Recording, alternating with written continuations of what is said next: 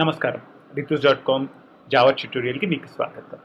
ఈ పాఠంలో మనము ప్రిమిటివ్ డేటా టైప్ గురించి తెలుసుకుందాం. లాస్ట్ పాఠంలో మనము ఇంటీజర్ డేటా టైప్ చూసాము. అది ఒక ప్రిమిటివ్ డేటా టైప్ అన్నమాట. దానికి ముందు పాఠంలో మనం స్ట్రింగ్ చూసాము. అది ప్రిమిటివ్ కాదు. అది ఒక ఆబ్జెక్ట్, ఒక క్లాస్ అన్నమాట. సో ఈ ప్రిమిటివ్ జావాలో ఉండే ఈ ప్రిమిటివ్ డేటా టైప్స్ ఏంటి?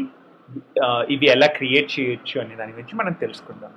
మోస్ట్ ఇంపార్టెంట్ థింగ్ మీరు నోటీస్ చేయాల్సింది ఏంటంటే జావాలో చాలా ప్రిమిటివ్ డేటా టైప్స్ ఉన్నాయన్నమాట. ఈ ప్రిమిటివ్ డేటా టైప్స్ వచ్చేసి మీరు క్రియేట్ చేయాలి అంటే డైరెక్ట్గా మీరు ఆ వేరియబుల్ టైప్, సో పోయిన పాఠంలో మనం ఇంటీజర్ వాల్యూ చూసాం కదా, ఇంటీజర్. సో ఇంట్ ఆ వేరియబుల్ టైప్ వచ్చేసి ఇంట్ నేమ్ ఇక్కడ వచ్చేసి I int I. So variable type variable name is equal to value.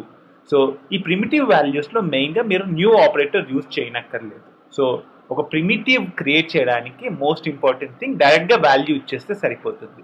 You don't need to do a new and create the object. Only for wrapper classes వాటి గురించి మనం తెలుసుకుందాము.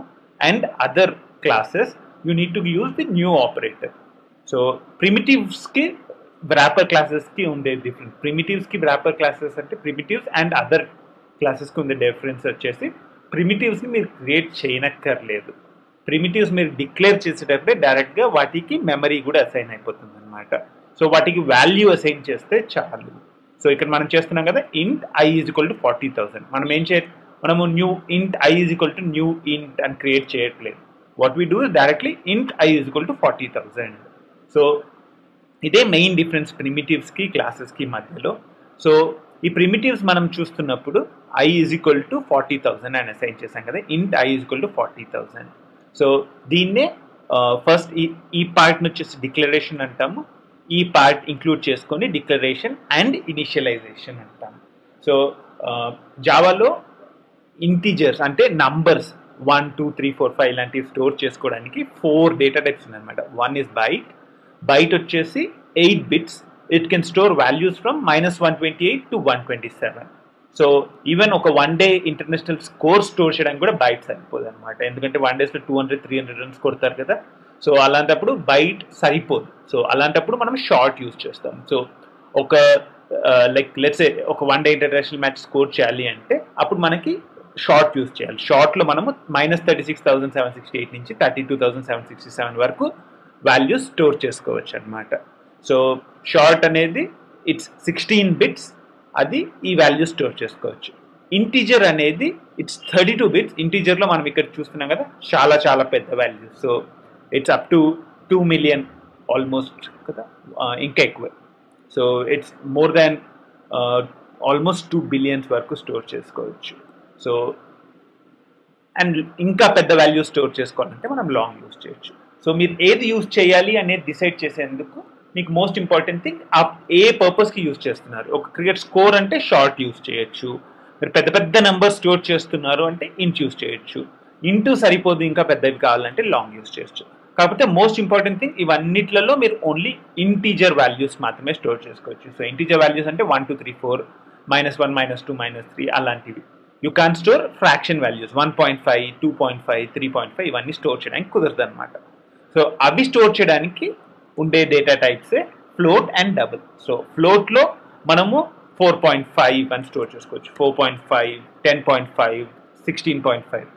వెరీ ఇంపార్టెంట్ థింగ్ వచ్చేసి ఈ float and double values వచ్చేసి precise కాదనమాట, చాలా accurate కాదు. మీరు 4.5 అని స్టోర్ చేస్తే యాక్చువల్గా జావా 4.4999 అని స్టోర్ చేయొచ్చు, లేకపోతే 4.50001 అని స్టోర్ చేయొచ్చు. సో ఇవన్నీ ఈ float and double mathematic calculations అంటే అర్థమెటిక్ క్యాలిక్యులేషన్స్ కానీ మీరు ఏదైనా ఫైనాన్షియల్ క్యాలిక్యులేషన్స్లో యూజ్ చేసేటప్పుడు చాలా కేర్ఫుల్గా ఉండాలన్నమాట. సో ఫ్లోట్ అనేది డబుల్ అనేది ఫ్లోటింగ్ పాయింట్స్. సో ఫ్లోట్ అనేది కొంచెం 32 బిట్స్ మాత్రమే అండ్ డబుల్ అనేది 64 బిట్స్. ఈ బిట్స్ అనేది ఎంత సైజ్ యూజ్ చేస్తుంది జావా అనేది రిప్రజెంట్ చేయడానికి అనేది సిలో ఇవన్నిట్లలో ఎగ్జాక్ట్ సైజ్ డిఫైన్డ్ కాదనమాట. కాకపోతే జావా ఈజ్ పోర్టబుల్ లాంగ్వేజ్, దానివల్ల it wants exact size to be maintained wear ever it is use. So మీరు ఎక్కడికి వెళ్ళి జావా ప్రోగ్రామ్ రన్ చేసినా ఇంటీజర్లో 32 బిట్సే ఉంటాయి అనమాట. అండ్ ఇంటీజర్లో ఈ వాల్యూస్ మాత్రమే స్టోర్ చేయగలుగుతారు.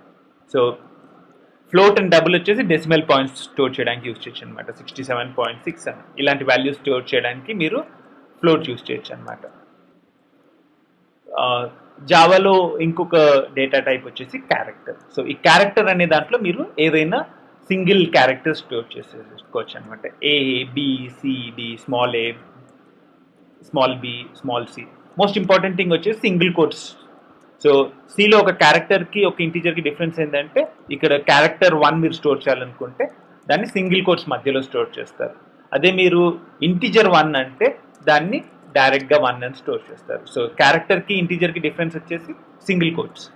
సో అండ్ ఇంటీజర్లో మీరు క్యారెక్టర్ స్టోర్ చేయలేదు ఆబ్వియస్లీ. సో ఇలాంటి వాల్యూస్ అని అలాంటి వాల్యూస్ అన్ని ఇంటీజర్లో స్టోర్ చేయడానికి కుదరదు, క్యారెక్టర్లో మాత్రమే స్టోర్ చేయగలుగుతారు అనమాట. క్యారెక్టర్ వచ్చేసి 16 బిట్స్. జావాలో ఉన్న ఇంకో డేటా టైప్ వచ్చేసి బూలియన్. ఈ బూలియన్ అనేది ట్రూ ఆర్ ఫాల్స్ వాల్యూస్ మాత్రమే స్టోర్ చేయొచ్చు అనమాట. ఈ బూలియన్లో మీరు 1 అని స్టోర్ చేయడానికి ట్రై చేస్తే ఎర్రర్ చూపెడుతుంది, చూసారు కదా. ఈ బూలియన్లో మీరు ఏం స్టోర్ చేయొచ్చు అంటే ట్రూ లేకపోతే ఫాల్స్. ఈ 2 వాల్యూస్ మాత్రమే మీరు స్టోర్ చేయగలుగుతారు అనమాట. ఇది బూలియన్. ఈ బూలియన్ అనేది మీరు ఎలా యూజ్ చేయొచ్చు, ఈ డిఫరెంట్ వేరియబుల్ టైప్స్ అన్ని ఎలా యూజ్ చేయొచ్చు అనే దాన్ని మనం చూసుకుందాం. వన్ మోర్ ఇంపార్టెంట్ థింగ్ ఏంటంటే మీరు ఈ వేరియబుల్స్ని, మీరు ఈ ప్రిమిటివ్ టైప్స్ని మీరు మెంబర్ వేరియబుల్స్గా క్రియేట్ చేశారంటే, ఇందాక మనం చూసాం కదా స్కోరర్లో ఇంట్ స్కోర్ అని క్రియేట్ చేశాము ఇక్కడ. సో స్కోర్కి మనము 0 అనే వాల్యూ డైరెక్ట్గా అసైన్ చేశాము. ఈ 0 అనే వాల్యూ అసైన్ చేయకపోయినా సరే మనము ట్రై చేద్దామా ఈ ప్రోగ్రామ్. ఇప్పుడు మ్యాచ్ 1 ఈక్వల్ టు స్కోరర్ 1 అని ఇచ్చాను and match 1 dot print score. మీరు యాక్చువల్గా మనము స్కోర్కి వాల్యూ అసైన్ చేయలేదు. మోస్ట్ ఇంపార్టెంట్ ఇంకా స్కోర్ ఈక్వల్ టు 0 కానీ 10 కానీ మనం అసైన్ చేయలేదు. అండ్ న్యూ స్కోరర్ క్రియేట్ చేసి ప్రింట్ స్కోర్ కాల్ చేశాను. సో ప్రింట్ స్కోర్ వచ్చేసి స్కోర్ ఇస్ స్కోర్ అని ప్రింట్ చేస్తుంది. ఇప్పుడు ఏం అవుట్పుట్ వస్తుందో చూద్దామా. రన్నర్స్ జావా అప్లికేషన్ అని ఇస్తున్నాను.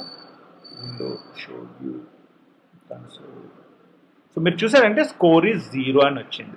సో మీరు ఏదైనా మెంబర్ వేరియబుల్గా ప్రిమిటివ్ని యూస్ చేస్తే డైరెక్ట్గా ఒక డిఫాల్ట్ వాల్యూ అసైన్ అయిపోతుంది అనమాట. సో ఆ డిఫాల్ట్ వాల్యూ ఇంటీజర్కి 0. సో అలానే మిగతా వాటికి ఏంటి డిఫాల్ట్ వాల్యూ అనేది ఇక్కడ లిస్ట్ ఉందన్నమాట. సో బైట్, షార్ట్, ఇంట్, లాంగ్, ఫ్లోట్ అండ్ డబుల్ వీటన్నిటికీ 0 కానీ 0.0 కానీ డిఫాల్ట్ వాల్యూ. క్యారెక్టర్కి స్కార్ డేటా టైప్కి డిఫాల్ట్ వాల్యూ వచ్చేసి 0 క్యారెక్టర్ అనమాట, నల్ క్యారెక్టర్. స్ట్రింగ్ కానీ ఎనీ అదర్ ఆబ్జెక్ట్కి డిఫాల్ట్ వాల్యూ వచ్చేసి నల్. మీరు ఏదైనా ఆబ్జెక్ట్ ఫస్ట్ మనం లాస్ట్ టైం ప్రోగ్రామ్ రన్ చేసినప్పుడు నేమ్లో నల్ అనే వాల్యూ ఉందన్నమాట. అది దానికి కారణం వచ్చేసి స్ట్రింగ్ కానీ ఏదైనా ఆబ్జెక్ట్ కానీ ఉంటే డిఫాల్ట్ వాల్యూ వచ్చేసి నల్ అని ఉంటుంది. బూలియన్కి డిఫాల్ట్ వాల్యూ వచ్చేసి ఫాల్స్. కాకపోతే మోస్ట్ ఇంపార్టెంట్ థింగ్ మీరు నోట్ చేయాల్సింది ఏంటంటే, నేను ఒక వాల్యూ ఇంట్ జే అని క్రియేట్ చేశాను అనుకోండి. దాని తర్వాత system.out.println j, system.out.println let's say నేను జే అని ఇచ్చాను అనుకోండి, అది ఎర్రర్ చూపెడుతుంది అనమాట. మోస్ట్ ఇంపార్టెంట్ థింగ్ ఏంటంటే ఇక్కడ when primitive data type is created inside a class. ఇక్కడ మనం ఎక్కడ క్రియేట్ చేస్తుందంటే క్లాస్ మెంబర్ వేరియబుల్గా క్రియేట్ చేస్తున్నాం. ఇక్కడ మనం క్రియేట్ చేస్తే దీన్ని మెంబర్ వేరియబుల్ అంటారు. సో ఒక క్లాస్లో డైరెక్ట్గా ఒక వేరియబుల్ క్రియేట్ చేస్తే దాన్ని మెంబర్ వేరియబుల్ అంటారు. ఒక మెథడ్ ఇక్కడ మనం ప్రిమిటివ్ డేటా టైప్స్ అనే ఒక మెథడ్ క్రియేట్ చేసి దాంట్లో క్రియేట్ చేసే దాన్ని లోకల్ వేరియబుల్ అంటారు. ఈ డిఫరెన్స్ చాలా ఇంపార్టెంట్ అనమాట. మెంబర్ వేరియబుల్కి లోకల్ వేరియబుల్కి డిఫరెన్సెస్ ఉంటాయన్నమాట. మెంబర్ వేరియబుల్కి డిఫాల్ట్ వాల్యూ డైరెక్ట్గా అసైన్ అవుతుంది. మీరు ఈక్వల్ టు 0 అని అసైన్ చేయలేదు అనుకోండి, జావా డైరెక్ట్గా 0 అనే వాల్యూ అసైన్ చేస్తుంది. కాకపోతే లోకల్ వేరియబుల్కి జావా ఎప్పుడూ డిఫాల్ట్ వాల్యూస్ అసైన్ చేయదు, మీరు స్పెసిఫిక్గా అసైన్ చేయాలి.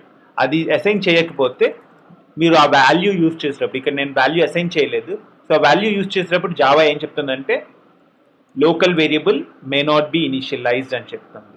సో లోకల్ వేరియబుల్కి మెంబర్ వేరియబుల్కి డిఫరెన్స్ ఉంది, అది very important to notes. Local వేరియబుల్ని మీరు ఎప్పుడూ ఇనిషియలైజ్ చేయాలి. సో నేను ఈ జేకి 10 అని వాల్యూ ఇచ్చి దాని తర్వాత system.out.println జే అని కాల్ చేయొచ్చు. కానీ ఇంట్ జే అని డైరెక్ట్గా క్రియేట్ చేసి డైరెక్ట్గా system.out.println ఇస్తే జావా ఎర్రర్ చూపెడుతుంది అనమాట. సో ఇది వెరీ ఇంపార్టెంట్ టు నోట్. మీరు ఏదైనా లోకల్ వేరియబుల్ క్రియేట్ చేస్తే అదే మెథడ్లో, లోకల్ వేరియబుల్ అంటే మెథడ్లో డైరెక్ట్గా క్రియేట్ చేసే వేరియబుల్. సో ఒక మెథడ్లో క్రియేట్ చేసే వేరియబుల్ ఎప్పుడూ మీరు ఇనిషియలైజ్ చేయాలి. ఒక క్లాస్లో క్రియేట్ చేసే వేరియబుల్, ఇక్కడ మీరు క్లాస్లో క్రియేట్ చేశారు కదా, ఇది మెంబర్ వేరియబుల్ అంటారు. ఈ మెంబర్ వేరియబుల్ని మీరు డిక్లేర్ చేయండి. ఇనిషియలైజ్ చేయకపోయినా జావా వచ్చేసి డైరెక్ట్గా ఇనిషియలైజ్ చేస్తుంది అనమాట. సో ఇంతతో ఈ పాఠం ముగిద్దామా? ఈ పాఠంలో మనము ప్రిమిటివ్ డేటా టైప్స్ గురించి తెలుసుకున్నాము. We are creating more videos as we speak, and if you want to stay updated, don't forget to click the subscribe button. If you like this video, please give a thumbs up and feel free to share this video. Thanks for watching. Until next time.